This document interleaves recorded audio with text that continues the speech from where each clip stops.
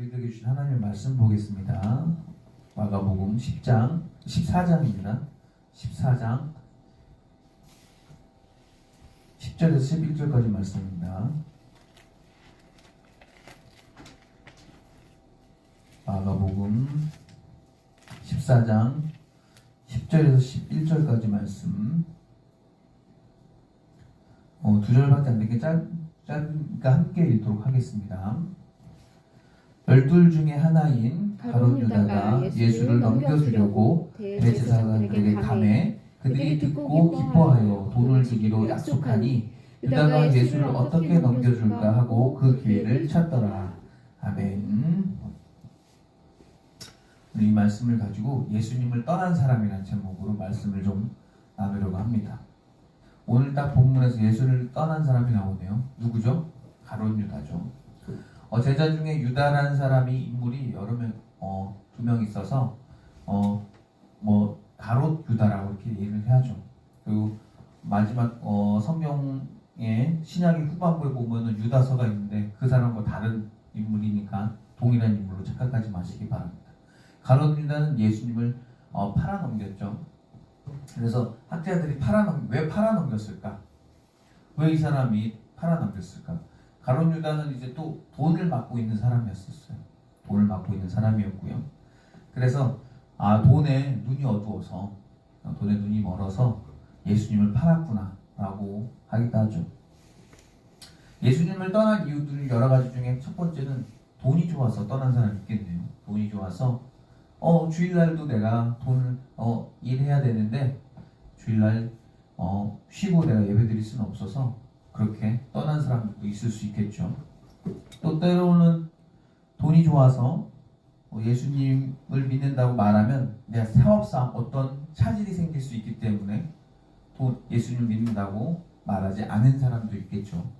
그게 굉장히 사소한 부분부터 굉장히 큰 부분에 이르기까지 우리는 예수님을 때로는 모른다고 하거나 없다고 하거나 난 그 사람 몰라요 라고 하기도 합니다. 돈이 좋아서요. 예수님을 떠난 이유의 가장 근본적인 것은 돈이 좋아서입니다. 그리고 이 가롯 유다를 돈 때문에 떠났다라고 또 사람들이 생각하진 않아요. 왜냐하면 가롯 유다를 보면은 돈을 맡고 관리했던 사람이기 때문에 돈이 부족했던 사람이 아니었고요. 그리고 그도 예수님하고 쫓아다녀서 알아서 알겠지만 예수님이 무슨 기적을 이렇게 일으키는데 그 모이는 곳곳마다 헌금이 쌓이는데 그걸 계속 이어가면은 은 20개, 30개 때문에 내가 예수님을 대신하기에는 조금 아까운 거죠. 그래서 학자들은 이렇게 말합니다. 예수를 팔아넘기는 그 상황이 오면 예수는 그때 기적을 일으켜서 로마 군대를 무너뜨리고 가룟 유다라는 어떤 새로운 제국을 혹은 이스라엘의 새로운 제국을 다시 일으킬 거라는 그런 기대감 때문에 예수를 팔았다고 하는 학자들도 많습니다. 대다수 학자들도 요거에 많이 치중을 하죠. 돈보다는 가롯 유다가 팔았을 확률은 왜냐면은 이거가 더 컸었거든요. 왜냐면 가롯 유다는 품에 늘 칼을 품고 다니면서 했었던 어떤 약간 진로땅이라고 하죠. 제가 여러분에게 얘기했던 열심당원이어서 어디든지 나라를 내가 어떻게든 뺏겠다, 되찾겠다라는 어떤 약간 좀 진취적인 그런 쉽게 말해서 이슬람에서 이슬람 쪽에 탈레반이라는 사람들이 있죠. 그 사람 나라를 뺏겨가지고 이렇게 막 굉장한 무장을 한 데잖아요. 그런 것처럼 이 당시 이스라엘은 나라를 뺏겼기 때문에 자기네들도 언제든지 나라를 전복하겠다라는 마음 품고 칼을 품고 다니는 사람들이에요. 그래서 가롯 유다도 그런 사람 중에 한 명이었기 때문에 그 돈이 문제였겠습니까? 나라가 뺏겼는데 여러분 우리 국토에 대해서 전혀 우리가 개념이 없잖아요. 왜 없냐면 우리 있었으니까. 우리 시대는 국토가 있었잖아요. 우리 전세대 분들은 국토가 없었죠. 왜 없었죠? 알잖아요. 우리가 일본한테 나라를 뺏겼죠. 이 당시 사람들도 똑같습니다. 로마의 땅을 뺏긴 거예요. 국토가 없는 사람이에요. 근데 그 국토를 갖고 싶은 거예요. 내 땅이 아니에요. 그런 상황에 있는 사람들이니까 분명히 예수님을 그런 궁지에 내가 몰아넣으면, 정치적인 입장으로 그런 군사적인 입장에 내가 몰아넣으면 분명히 예수님이 기적을 일으켜서 분명히 그분께서는 역사하실 거다라고 생각을 했겠죠. 분명히 가룟 유다도 예수님께서 오병이의 기적을 일으킨 걸 봤었고 죽은 자를 일으킨 것을 본 가룟 유다거든요. 가룟 유다가 보세요. 돈을 관리했다고 그랬잖아요. 여러분, 그 어떤 조직에서 회계를 담당하는 사람들은 굉장히 그 신뢰할 만한 사람을 맡기잖아요. 신뢰하지 않은 사람들이 맡기면 어떻게 되죠? 최근에 있었던 오스템 임플란트처럼 그런 일이 터지잖아요. 횡령을 한다든지. 그런 걸 알기 때문에 12명이 되고 거기에 또 추가적으로 다른 예수님의 어떤 그 추종자들이 있었던 그 그룹에서 회계를 맡을 정도의 사람이었다면 굉장히 예수님과 어느 정도 신뢰를 갖고 있었던 사람이죠. 그런 그가 돈 때문에 이랬을 거라고 하지는 않고 바로 민족 때문에, 자기 나라 때문에. 땅이 없는데 더 이상 물러날 곳이 없고 다른 나라, 우리 민족이, 우리 가족이 혹은 우리 친척이 디아스포라로 저기 다른 지역에 퍼져서 살아가는 거예요. 왜? 나라가 없어서, 땅이 없어서. 그렇게 해서 예수님을 떠나는 거죠. 예수님을 팔아버린 거죠. 그렇게 하면 우리의 국가에 혹은 나의 꿈을 채워줄 수 있을 거라 생각했죠. 우리 그래서 어떻게 보면 우리도 이 교회에 나온 이유가 예수님 때문에 나온 게 아니라 내 이익, 내 가정의 이익, 내 가족의 이익 혹은 나의 이익으로 온 사람들이 그렇게 신앙생활에 끝까지 가지 못하는 이유가 이런 이유입니다. 결국에는 내 원하는 것, 내 원하는 조건들이 채워지지 않으면 결국 뭐예요? 다시 떠납니다. 그런 사람들은 빨리 다시 예수님을 만나셔야 돼요. 예수님을 만나는 일이 일어나지 않으면 그분들은 자신의 이익이 채워지지 않으면 다시 또 떠나서 다른 종교로 가겠죠. 자신의 이익을 채워줄 불교, 이슬람, 다른 종교로 가겠죠. 그래서 물론 나라를 뺏겼다는 건 큰 슬픔이지만 그 가운데서도 나라보다는 더 큰 것을 예수님께서 주려고 하셨던 거죠. 보면은 예수님을 떠난 사람들은 신앙인이에요. 가룟을 이렇게 표현합니다. 12제자 중에 하나인이라고 표현합니다. 이후로부터 가룟 유다를 표현할 때 보시면 12제자 중 하나인으로 계속 마가는 이렇게 표현을 합니다. 12제자 중에 한 명이었어요. 배신을 하는 사람들은 신앙인이에요. 예수님을 알았지만 예수님이 능력이 없다고 생각하고 떠나는 거죠. 여러분들은 어떻습니까? 예수님을 만났는데 여러분이 만난 예수님이 능력이 없습니까? 여러분을 채워주지 못합니까? 그럼 여러분들도 떠나시겠죠. 그래서 신앙의 배신자들은 신앙인이라는 거죠. 안타깝게도 가룟도 12제자 중에 한 명이었고요. 신앙생활 깊이 했다가 신앙에서 예수님을 떠난 사람들 중에 대다수들은 특히 교회에서요.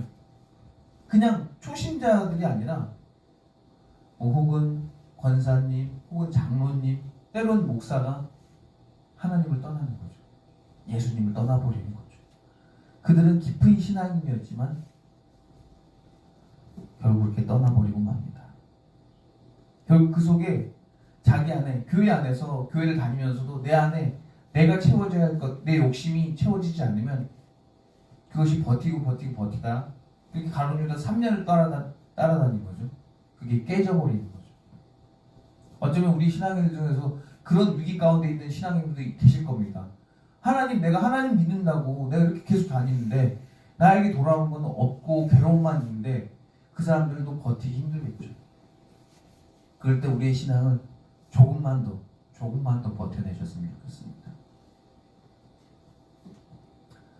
그리고 예수님을 떠난 자들, 정확하게 하나님을 떠난 자입니다. 하나님을 떠난 자들이 여기 또 나오는데 가룟 유다 말고 바로 대제사장입니다. 이 사람들은 왜 예수를 죽이려고 했냐면요, 예수가 자꾸 분란을 일으켜요. 예수님이. 그리고 군중을 자꾸 끌어모아요. 인기도 많아요. 전에도 말했던 것처럼 예수님 전에도 그렇게 군중의 인기를 막 끌어모아서 반란을 일으킨 사람이 있었거든요. 그러면 로마 군대가 개입되고 그럼 로마 군대한테 다 쓸려 나가죠. 너무나 강력하니까요. 그 당시. 그래서 쓸려 나가면 어떡합니까? 그러면 더 제압을, 더 자유를 더 뺏는 겁니다. 너희들 이제는 재판도 못해. 너희들 이제는 뭐 사람들을 죽이고 때리는 권한도 없어. 이렇게 계속 권한을 계속 축소하는 겁니다. 그럼 대제사장들 입장에서는 또 그런 사람이 나타나는 거죠. 예수님 같은 군중들을 선동해서 인기가 많은 그런 사람이 또 나타나는 거예요. 그럼 이게 또 이 예수라는 인물이 또 이번에 그렇게 하다가 결국엔 또 뭐 하겠구나? 민중 봉기를 일으켜서 했다가 결국 또 쓸려 나가겠구나. 그 전에 뭐 하자? 우리가 제거해 버리자 라는 거죠. 대제사장들의 권력의 기반은 로마입니다. 그래서 로마와 유다의 사이에 끼어서 잘 중재하는 거예요. 어느 편에 서겠어요? 힘이 강한 로마 편에 서겠죠. 아무리 대제사장이 자기 유대 민족이다 하더라도 그러겠죠. 그래서 로마한테 잘 이렇게 알랑방구 끼면서 잘 버텨나가는 겁니다. 그런데 그걸 잘 못하게 하는 게 누구예요? 예수가 나타나요. 예수님을 떠난 이유들은 각가지 많습니다. 이거 말고도, 오늘 본문 말고도 분명히 다른 이유들이 많이 있을 겁니다. 그 중에 하나를 줄인 거죠. 근데 지금의 우리를 한번 볼까요?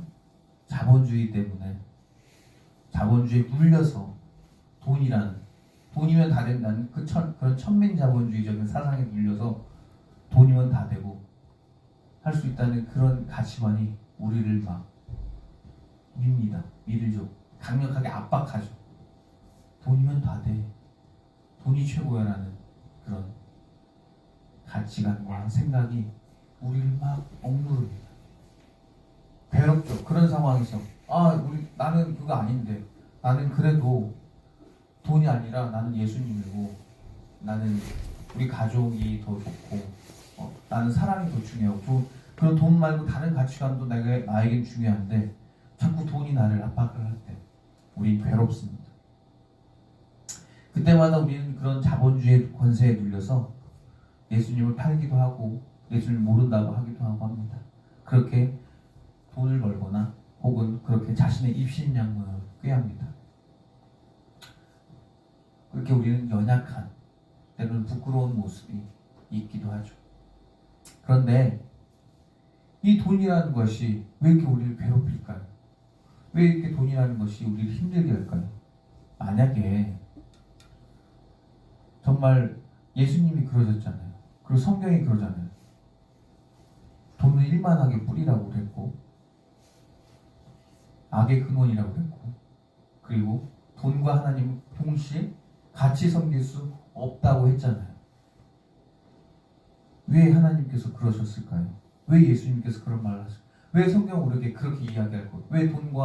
왜 하나님은 같이 함께 할 수 없을까요? 같이 하면 안 되나요? 저 돈도 좋고 하나님도 좋은데 그래도 하나님 1번 돈 2번 하면 안 되나요? 왜 안 될까요? 만약에 이렇게 돈의 입장에서 생각해보세요. 돈의 마귀, 만몬이라는 생각에서 한번 얘기해요. 돈 마귀인 만몬, 돈이면 다 된다는 그 사고관에서 한번 생각을 해봅시다. 돈이라는 게 정말 큰 힘이 있고 큰 능력이 있잖아요. 우리도 인정하잖아요. 근데 그 돈이 맨날 우리한테 속삭이잖아요. 예수님하고 나하고는 같이 못 가. 예수님의 정의로움은 나의 더러움과 같이 갈 수 없어. 돈을 벌기 위해서는 어떤 수단과 방법도 가려서는 안 돼. 그리고 너희들 알지? 돈이 최고야 라고 계속 우리에게 속삭일 때, 이 세상이 우리에게 향해 속삭일 때 여러분 이상하지 않습니까? 그 돈은 그것만 이야기하면 되는데 왜 하나님을 자꾸 걸고 넘어질까요? 정말 하나님이 아무 능력이 없고 아무 힘이 없고 아무 파워가 없으면 그냥 아무 상관없잖아요. 근데 돈은 자꾸 하나님의 생각, 하나님의 사고관, 하나님의 가치관에 대해서 정면으로 충돌합니다. 그렇게 살지 말라고. 돈이. 하나님처럼 살지 마. 예수님의 자녀로 살지 마. 이렇게 말을 하죠. 왜? 세상은 왜 그렇게 우리를 돈으로 압박을 할까요? 그거는 하나님이 아무 힘이 없었다면 돈 마귀는, 만몬은 우리에게 그런 얘기 안 했겠죠. 예수님하고 같이 있어도 상관없어. 왜? 그건 능력 없으니까. 하나님하고 같이 있어도 돼. 그건 이름뿐이야. 능력 없어. 라고 했겠죠. 하지만 돈은 아는 거죠. 자본주의는 아는 거죠. 하나님이 능력이 있다. 하나님이 힘이 있다. 하나님이 힘이 있기 때문에 그 힘에 자기가 눌리기 때문에 그렇게 말하는 겁니다. 나는 하나님하고 같이 갈 수 없어. 나는 나만 최고야 라고 말하는 거죠. 정말 정말 하나님의 힘이 없다면 하나님에 대해서 이야기도 하지 않았겠죠. 근데 돈은 계속해서 압박을 가합니다. 하나님과 우리는 함께 할 수 없다고. 아니죠. 하나님은 우리에게 엄청난 능력이 있기 때문에 그런 거죠. 보면 과거에 문헌들을 보면, 특히 성경도 과거의 문헌이죠. 그게 번역이 돼서 지금까지 우리가 널리 쓰여져 있죠. 이때 문헌을 보면 정치, 경제, 사회, 문화, 종교가 하나 묶여져 있어요. 그죠? 그때는 신정 정치죠. 왕이고 국가고, 그죠? 왕이 막 신이고 그랬었죠. 그렇기 때문에 그 당시에는 종교와 정치와 문화와 모든 게 하나로 뭉쳐져 있었어요. 그런데 지금의 아들에서 이제 정치가 좀 분리되고, 종교가 분리되고, 경제가 분리되고, 이게 분리가 됐어요. 하지만 과거에는 분리가 안 됐어요. 그런 상황에서 우리는 자꾸 과거의 설교를 들을 때, 말씀을 들을 때 자꾸 정치, 경제, 사회, 문화가 분리된 종교를 이야기하고 예수님을 이야기할 때 그게 이상한 거죠. 그게 모순입니다. 이 말 앞에는 늘 정치, 경제, 사회, 문화가 함께 섞여져 있어요. 가룟 유다가 돈 때문에도 배신한 거고요. 가룟 유다는 나라 때문에 배신한 거고요. 그리고 대제사장들은 자신의 권력 때문에 배신한 겁니다. 종교가 절대 정치, 경제, 사회, 문화와 분리되지 않습니다. 그 당시 함께 있었던 거죠. 근데 우리 기독교는, 지금 현대 기독교는 자꾸 그 뭉쳐져 있던 것을 자꾸 풀어버려서 기독교 하나만 얘기합니다. 그런 정치, 경제, 사회, 문화는 다 떼놓고 이야기하죠. 주 예수를 믿으라. 그리고 헌금 많이 하라 강요하죠. 마치 이제 종교와 자본주의 요 두 개만 묻어있고, 정치는 사라졌고, 그리고 경제는 사라졌고, 문화는 사라져버린 그런 형태로만 남아있죠. 그럼 굉장히 모순입니다. 여러분이 성경을 읽으실 때 보다 폭넓은 생각으로 한번 읽으시면 성경에서 더 다채로운 이야기를 해줄 겁니다. 그런 상황에서 정말 이 세상이 정말 예수님을 떠난 사람들이 많은 그런 세상에서 이렇게 가룟 유다가 떠나고, 그렇게 대제사장들도 예수님을 그런 압박하는 그 상황에서 제자들이 뭐라고 이야기합니까? 제자들이 되게 굉장히 혁신적인 얘기를 합니다. 제자들은 분명히 봤을 텐데요. 가룟 유다가 은 30에 예수님을 판 걸 봤을 텐데요. 그뿐만입니까? 자기들의 제자들, 자기들의 동료인 베드로가, 야고보가 순교당한 걸 봤는데도요. 근데 그들은 계속해서 이야기합니다. 그리고 그 다음 세대는 계속해서 이야기합니다. 뭐라고요? 주 예수를 믿어라. 그래야만 너와 내 집이 구원을 받을 거다 라고 합니다. 그 당시 나라도 없었던 사람이고요. 나라가 없어요. 자기 국토가 없다고요. 국민만 있어요. 어떤 정신만 갖고 있어. 우리는 하나님의 백성이야. 근데 조롱받겠죠. 야, 너는 하나님의 백성인데 하나님이 너희들 지켜줘야 되는데 너희들 땅이 하나도 없네? 그런 상태인 거예요. 야, 하나님은 어디 있는 줄 알아? 로마에 있어.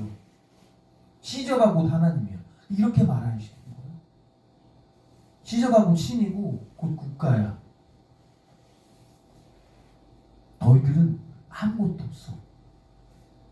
너희들은 국토도 없어. 너희들은 그런 오만한 사상만 있어. 뭐 너희들 하나님 자녀라고. 그런 놀림을 받는 그런 시대인 거예요. 그런데 그 와중에 제자들이 계속해서 말하는 거예요. 나라가 있어야 됩니다. 가룟 유다처럼 말하는 게 아니에요. 돈이 있어야 됩니다. 혹은 로마 국가와 연합을 해서 우리 땅을 찾아야 됩니다. 이렇게 이야기하잖아요. 어떻게 얘기했냐? 주 예수를 믿으라. 그들의 제자들이 이렇게 얘기하는 거예요. 주 예수를 믿어라. 그러면 너와 내 집이 구원을 받을 거다라고. 왜? 거기에 힘이 있으니까. 그 말에 능력이 있으니까. 우리가 왜 이 시기 때, 이 어려운 시기 때, 이 코로나가 지금 오미크론 때문에 3만 명 찍은 이 시기 때 왜 우리가 인터넷을 통해서 혹은 이 자리에 나와서 우리가 예배를 드릴까요?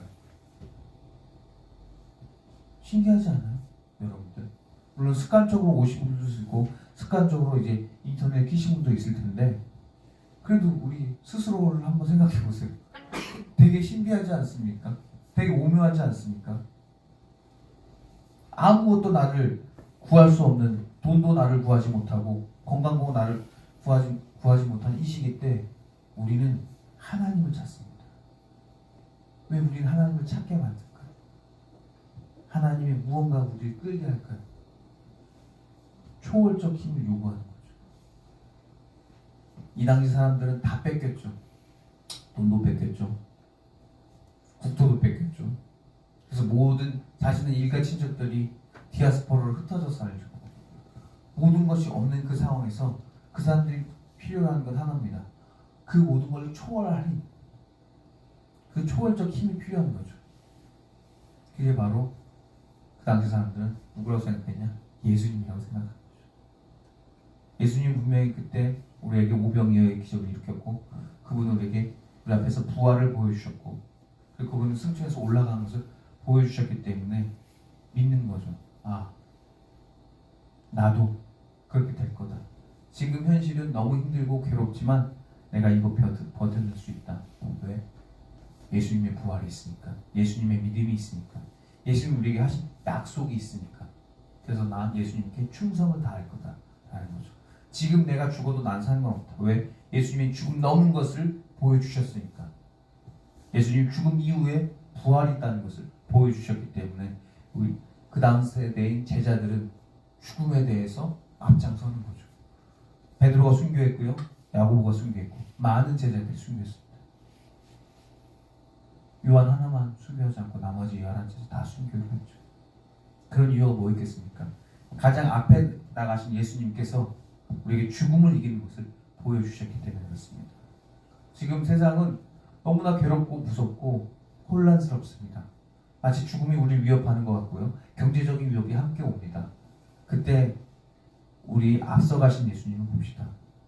예수님이 죽음을 이긴 것을 보여주셨고요. 능력을 보여주셨습니다. 그래서 저와 여러분은 오늘 말씀처럼 정말 주 예수를 믿으라. 그러면 너와 내 집이 구원을 얻으려는 그 메시지 하나에 정말 의지하면서 이번 한 주간도 용기 내면서 살아가는 한 주간 되셨으면 좋겠습니다. 사랑하는 하나님, 세상이 너무 혼란스럽고 어지럽고 불안하고 초조합니다. 그때마다 세상을 보는 것이 아니라 세상 넘어 계신 예수님에 더 집중하길 원합니다. 주여 우리 안에 그런 평온하고 용기를 허락해 주시옵소서. 그래서 그 마음, 두 가지 마음을 가지고 버텨내길 원합니다. 또한 승리하길 원합니다. 예수님을 떠난 사람이 아니라 예수님 안에 있는 사람 되길 원합니다. 이 모든 말씀 언제나 우리의 살아가신 나사렛 주 예수 그리스도 이름으로 기도드렸습니다. 아멘.